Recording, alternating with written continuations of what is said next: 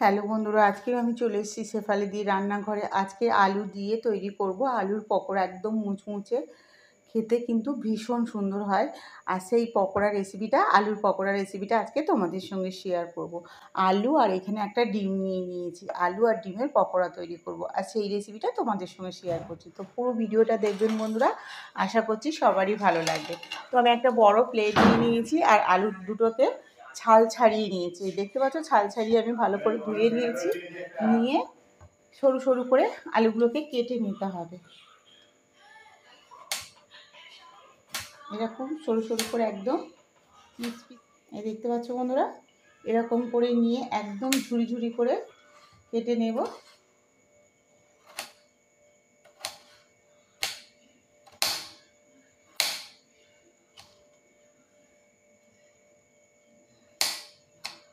কেটে আমি ভালো করে ধুয়ে নিয়েছি। আবারও 3 থেকে 4 বার আলুগুলোকে ভালো করে ধুয়ে নিতে হবে। একটা থালার মধ্যে জল নিয়ে নিলাম, নিয়ে আবারও আমি ধুয়ে নেব।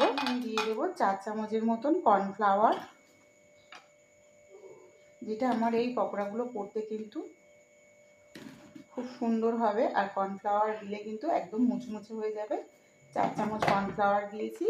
এবার এখানে মশলাগুলো আমি অ্যাড করব। এখানে দিয়ে দেবো 1 চামচ লঙ্কার গুঁড়ো,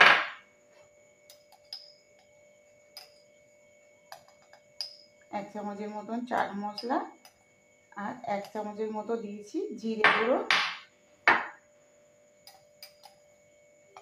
এখানে দিয়ে দিলাম 1 চামচের মতন লবণ।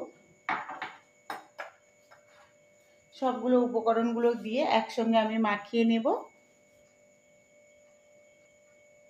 আর এখানে দিয়ে দেব 1/2 চামচের মতন হলুদ। সব উপকরণগুলো দিয়ে এবার আমি ভালো করে মাখিয়ে নেব আলুটাকে। আর এখানে যে আমি একটা ডিম নিয়ে নিয়েছি বন্ধুরা, ডিমটা এর সঙ্গে দিয়ে দেব।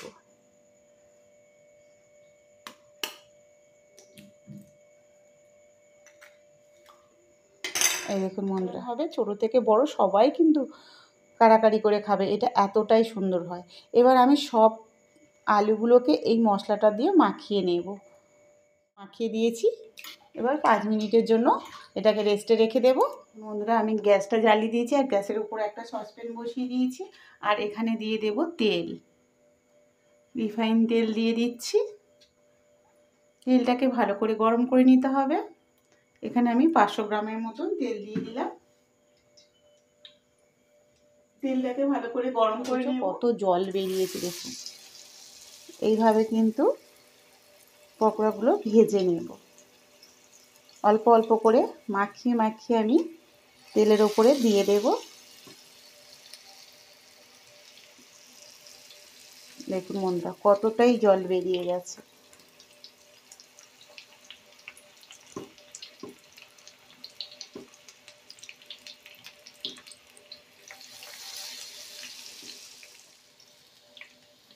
এই পাশটা আমার হয়ে গেছে, এই পাশটাকেও একটু উল্টে পাল্টে পকোড়াগুলোকে ভেজে নেব।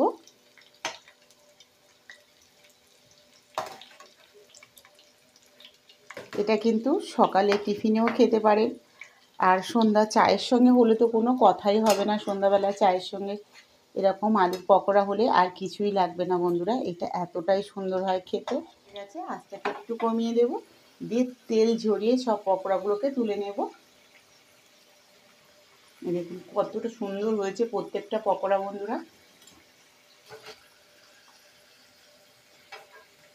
সব পকোড়াগুলোকে আমি তেল ঝরিয়ে এক একটা করে তুলে নেব প্লেটে। এই দেখুন বন্ধুরা, আমার গরম গরম একদম আলুর পকোড়া রেডি হয়ে গেছে। আর কতটা সুন্দর, কতটা কিসমি হয়েছে দেখেই বুঝতে পারছো বন্ধুরা। মাত্র 2টো আলু আর একটা ডিমে দেখুন 1 প্লেট পকোড়া তৈরি হয়ে গেছে। আলুর পকোড়ার সঙ্গে আমি টমেটো সসও দিয়ে দিয়েছি। তো বন্ধুরা, এই পকোড়াগুলো কিনতে গেলে কিন্তু বাজারে অনেকটাই দাম নেবে। জাস্ট এখানে 10 থেকে 15 টাকা খরচা করলে কিন্তু 1 প্লেট আলু ডিমের পকোড়া তৈরি হয়ে যাবে বাড়িতে। সবাই মিলে কিন্তু আনন্দ করে খেতে পারবেন, ফুল ফ্যামিলি। তো বন্ধুরা, রেসিপিটা দেখুন, আশা করছি সবারই ভালো লাগবে। আর রেসিপিটা ভালো লাগলে শেফালি দি রান্নাঘর চ্যানেলটিকে অবশ্যই সাবস্ক্রাইব করে নেবেন। ফেসবুক থেকে দেখলে একটা ফলো করে দেবেন। সবাই ভালো থাকবেন, সুস্থ থাকবেন। কালকে আবার দেখা হচ্ছে নতুন এক রেসিপি নিয়ে। আর যেসব বন্ধুরা এখনও আমার চ্যানেলটাকে সাবস্ক্রাইব করেননি বন্ধুরা, অবশ্যই সাবস্ক্রাইব করে নেবেন।